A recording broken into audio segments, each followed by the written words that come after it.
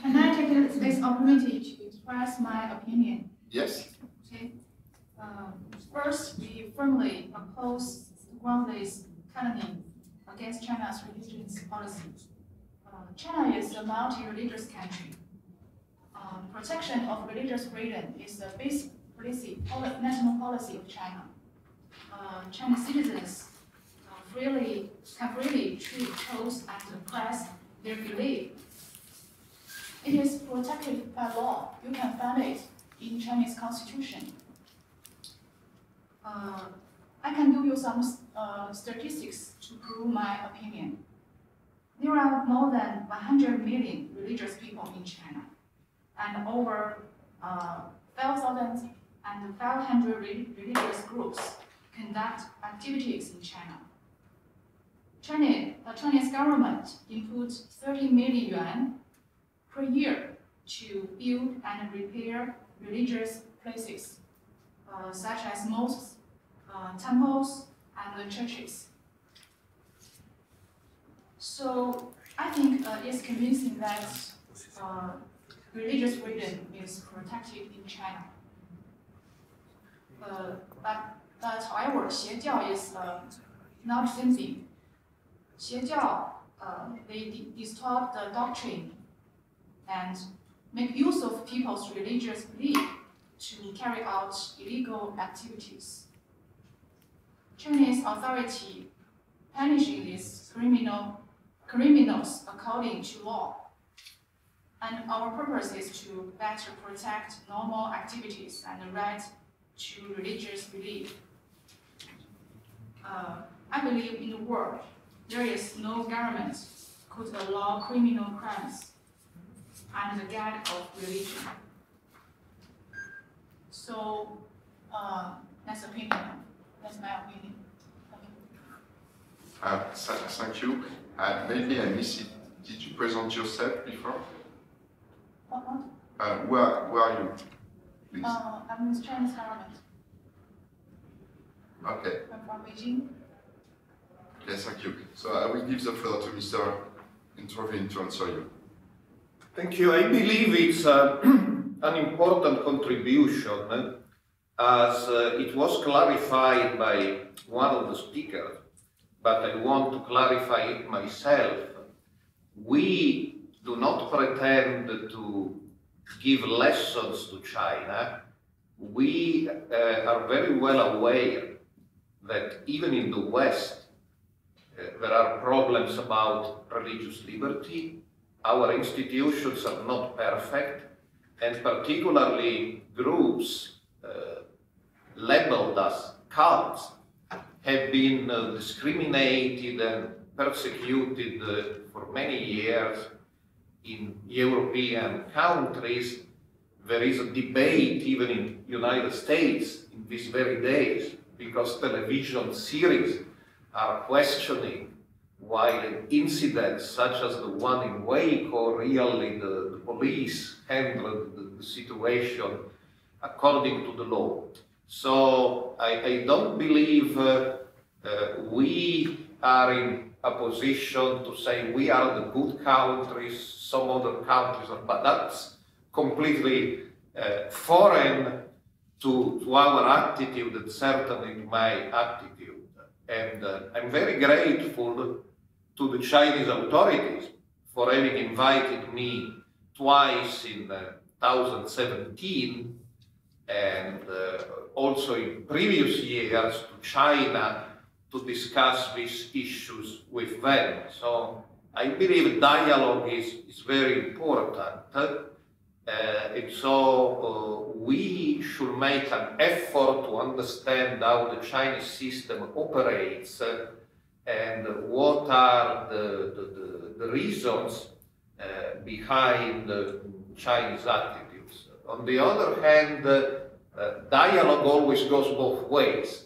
So we listen with respect to the position of the Chinese authorities, but when we were kindly invited to China, we also presented our different point of view. So I believe a key comment in your presentation is that Xie Jiao distort the doctrines. Now, distorting the doctrines in our Western European or American legal system is not a crime. And again, I say our system is not perfect. But distorting the doctrines cannot be, in our opinion, be constructed of a crime, because what is a distorted doctrine for one people is the truth for the next person. And so we absolutely agree that people who commit crime, people who kill people, people who abuse women or children, they should be punished. Our concern, however, with your Article 300 of Chinese Criminal Code and with the interpretation of Article 300 in January 2017 by the Chinese Supreme Court and the Chinese Supreme Procuratorate, is that in the definition of criminal activities by Xie Jiao, there are crimes such as spreading superstition or preaching false doctrines. And that is exactly the point where we do not agree, because how you define a superstition, how you define a true doctrine or a false doctrine. Again, what for me is a true doctrine, perhaps for you is a false doctrine. What for you is a true doctrine, perhaps for me is a false doctrine. So we should surely continue this dialogue, and as we try to understand the rationale for the Chinese attitudes against Xie Jiao, and as I said, I understand that dates back to the Ming period. It's not new. It's a constant in Chinese history. I believe the Chinese side should also try to understand the different points of view and the fact that international convention doesn't really allow for discriminating against religious groups for what they believe. False teaching, distorted teachings, heterodox teaching. So, of course, common crimes should be punished, but nobody should be persecuted for simply believing something other people do not agree with. But again, I thank you for your intervention, and I hope that the dialogue can be continued during the next years. Chinese. Can you introduce yourself? Thank you. I'm a staff from Chinese Association for International Understanding. Just want to ask a question that have you ever gone to China and get some first-hand materials about these cases that related to the Church of Almighty God? Why I asked this question, because that, to be honest, there are too many rumors and fake stories on the internet today all over the world, you know. Even though the stories are told by the people that experienced by himself, the story might not be the entire truth. And in the video, only the adherents of Almighty God were interviewed, but we didn't get any words from the Chinese officers and the police. And I think we should interview one side and should interview the other side, and that can give us the entire truth. And I also noted that the interviewees in the video, they dressed well, they looked, their skin, the color of their skin looked light yellow, and I mean they looked, they are not working on the land, but as I know that that many adherents in China of the Almighty God, then they are usually Chinese farmers. So I think that I suggest you to prepare a trip to China and go and see and do some real investigations or surveys on the issues that you talked about. Thank you for your kind question. That's exactly what we did. Here you see a report published by KK News, that's a government agency, about my trip to China. Yeah. I mean, I spent 8 days in Henan with the 610 Office of the Police. I was invited by the Chinese Anti-Cult Association with another 3 American scholars, and we toured all Henan. Unfortunately, we could not meet with actual members of the Church of Almighty God. That was not allowed by the Chinese authorities. But in all the different cities we visited, we met police officers and we met former members of the Church of Almighty God, which had been reformed in labor camps, and told to us their stories. So that's exactly what we did. I did my study of the Church of Almighty God is particular of the crimes ascribed to the Church of Almighty God is completely based on documents I received from Chinese authorities. I didn't receive any documents on the McDonald's murder, for instance, by the Church of Almighty God. They don't have any documents about it. It was done by a different group. You can find there my article on the McDonald's murder, all the documents quoted there, documents I received from the Chinese authorities. So I thank you for your suggestion. It makes a lot of sense. And that's exactly what we did.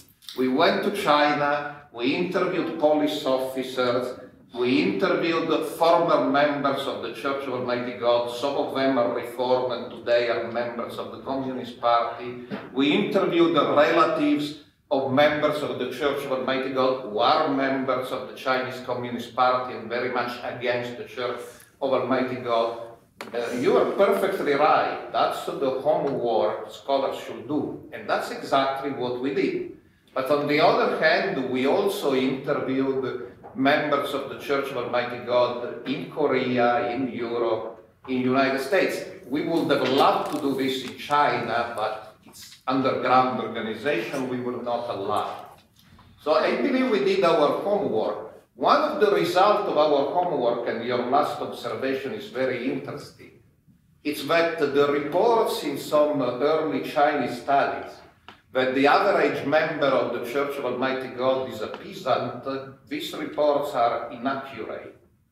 Statistically, the majority of the members of the Church of Almighty God are middle class. So it's not surprising that they don't look like peasants, because they are not peasants. That was reported in some of the very early studies of the Church of Almighty God written 6-7 years ago. But one of the interesting results of our studies, that's basically a mistake. Most members of the Church of Almighty God are middle class. They are not farmers. Yeah, I mean, next time maybe you should put some officers' words in the video, and we hear from different sides, and we can totally know the entire truth from both sides.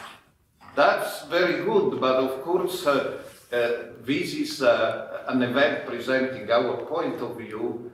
When I went to an event in China, You see the picture, that was an event in Zhengzhou about the Church of Almighty God. I saw videos by the government against the Church of Almighty God. I didn't see any video in favor of the Church of Almighty God. I was not scandalized, that's normal. I go to an event organized by the government in China for criticizing the Church of Almighty God. They don't expect that they offer me a point of view criticizing the government. So that's more or less normal. If Rosita wanted to say something. No, that is the paradox. When you are invited in the Chinese government is inviting you, they give only their version. So it's strange that you are now surprised that it's like another version. But the normal dealing is that everybody sits together and talks, but we cannot only expect that our truth is right. The dialogue usually exposes perhaps both sides in some ways, that there are some things, but the dialogue is the essential. And as the scholars, because Massimo talks not only about himself, but in the photo, for instance, you see Gordon Melton, very known American scholar, who went to China, we don't know how many times. He spent years. And now he has different opinions, and he is more on our side. So it's clearly, there are things that is to be discovered. It just saying that everything is fine is not enough, because the facts, because when there is some accusation, it should be facts, but on the both sides, it's not only on one side. We cannot expect only the members of Almighty God to provide some proofs. I saw, me personally, I saw the people who are suffering from the traumas of the torture. I saw myself. And they're seeking healing because that is, people, they're damaged. And it's not coming just like this because they just decided to be bad people. So it's very complicated. It's on the both sides it's complicated. And it's dialogue, as I say, is the best thing to do. Just after I give you the floor, just to be very understand that this side event is not a criticize, it's not an attack, it's the way to open the dialogues, and we are here to open the dialogue and to find solution. So now I give you the floor. Okay. Sir, as I know, the Chinese judicial officers, including policemen, prosecutor, and judges, they will be responsible for their duty behaviors for life according to the law. If they were found to have any wrongdoings, even when they retire, they will be punished by the law. So it obvious that they will not do illegal things such as torture their criminal suspect, beat them, or be rude to their suspect relatives. So I don't know the source of their video, but for me, I think it's hard to believe. Yes, this is my opinion. Thank you. Thank you. That gives me the opportunity to insist on the dialogue. Here you see this man is Professor Gordon Melton, a very well-known scholar from Baylor University in Texas. And he, as lecturer to Security University, the University of the Police in Beijing, discussing the Church of Almighty God. One of the results is this Monday, this week, Professor Shang-Chun Li, I don't know if my pronunciation is right, of Security University in Beijing, arrived in Texas a few days ago at Baylor University to train for 6 months under Professor Melton. So this dialogue is continuing. We go to China, professor from the Security University, University of the Police are going to United States for training and discussion. Again, it's important that you understand we are not here to distinguish between good countries and bad countries. These abuses also exist in the United States and in Europe, but we listen to evidence to people who claim to have been tortured in China, and we believe their voices deserve to be heard. As for the laws, that's exactly the problem, and that's what makes this dialogue fruitful and interesting. Of course, the members of the Church of Almighty God are prosecuted according to the law, but most of them are sentenced, and there are documents about it. They are sentenced under Article 300 of the Chinese Criminal Code, and we believe that Article 300 is wrong. It's a law incriminating activities on behalf of certain religions labeled as CHR. And it's interesting, if you study Article 300, for instance, there is a study by Professor James Richardson. He's an eminent scholar of law, and that he is an eminent scholar of law has been recognized by the Chinese authorities. They have invited him repeatedly to lecture in China, including in the Security University in Beijing, and he studied Article 300 and concluded Article 300 punishes people simply for being active or doing missionary activities on behalf of certain religions or cults, okay, CHR. And that's something we do not agree with. Again, if people steal, murder, abuse children, abuse women, they should be punished. But if people simply say, we believe that a certain woman is a mighty God, or we believe in UFOs, that should be free. Nobody should be punished because of his or her belief. We understand that's a cultural difference, that the CHR legislation exists in China since the 18th century. It's not been invented by recent authorities, but that's a point of disagreement we should frankly and sincerely discuss. I just would like to underline that this meeting is not about is proving or discussing about the torture. Torture is one of the persecution's elements, because if you see the title of the event is clearly said is religious freedom and anti-cult persecution in China. Because there is intolerance, there is discrimination, there is persecution, and then it might be torture. So we are not trying to prove that we are really the gods that we know and that we have made it. It will be too much. What we're discussing here, we're discussing persecution. And persecution, I believe, it's clearly the law, the list of the groups that they are Xinjiang. So it's clear there is a persecution. That's all we say. The rest is not up to us, because torture is a very serious crime, and it's different. It's covered by the Convention on Persecution, and there are different mechanisms to do it. It's not that's what we do here. Here it's a very simple thing. We try to say and to prove with the arguments that the members of the Church of Almighty God, they are persecuted or discriminated against. But this is higher, is persecution.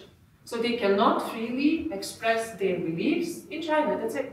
So that's a very simple conclusion. They cannot, and you have to agree that they cannot, because the Chinese government is perceiving them as something bad.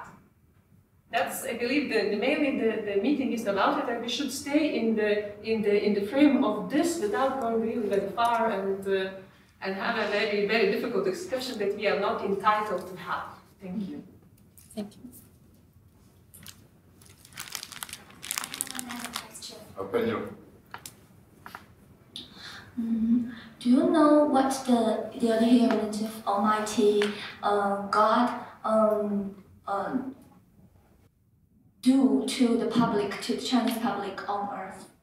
Because I know they are involved in many issues of a crime like fraud and suicide. I think there are a few words about this crime. I think I want you to tell me more about this. Yes, as I said, we were invited to China for a week-long tour of Henan, talking with police officers, some of them quite high-placed police officers. And after we went to Henan, we digested the material we collected in Henan in June 2017. We were invited for a second seminar in September in Hong Kong, again with high-placed Chinese police officers in charge of dealing with Xie Zhao, the so-called Office 610, came to his conference. So, crimes, that it's very interesting. I mean, I have studied violence connected to religion for 30 years. So we asked the Chinese side, the police, to provide documents about these crimes. And we were provided with a number of documents on some crimes. On other crimes, we were told there are no documents, because they are too old, the documents have disappeared, or all the procedure was not done in writing. So, very shortly, there are 4 main incidents we have received documents about. Number 1, the McDonald's murder. 2014 in Sichuan, you will find my study on the table. And I've recently discussed with Chinese scholars, members of CCP, including this Professor Zhang is now studying in Texas, and he basically agrees my article is correct. It was a different group who used the name Almighty God, but recognized a different Almighty God, not the same person this group recognizes as Almighty God.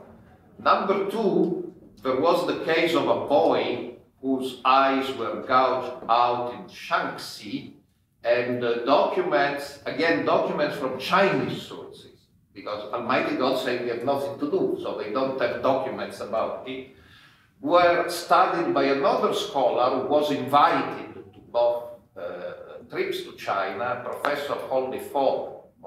He's not a member of the Church of Almighty God, and only after 1 year after the McDonald's case, some Chinese media started involving the Church of Almighty God, but that's not what the documents say. Case number 3, riots in 2012 about the prediction of the end of the world in 2012. Yes, there were riots in China. Yes, many Chinese believe the so-called Maya prophecy that the world will end in 2012. Perhaps in these riots there were some members of the Church of Almighty God, but the Church of Almighty God as an organization issued documents that this belief was false. And that makes sense, as I know the theology of the Church of Almighty God. I've studied it quite in depth. The Church of Almighty God does not believe in the end of the world. In 2012 or in any other date, it believes the world will be transformed in a better world, but will not be destroyed. And also they believe that this transformation of the world can only take place after the person they recognize as Almighty God will have completely dismission. And as Mr. Ru mentioned it, even Emily Dutt, she's an Australian scholar, she doesn't like the Church of Almighty God, but in her book about the Church of Almighty God, she clarifies that those members who spread the 2012 prophecies were disapproved by the leaders of the Church of Almighty God. Some of them were excommunicated, were expelled.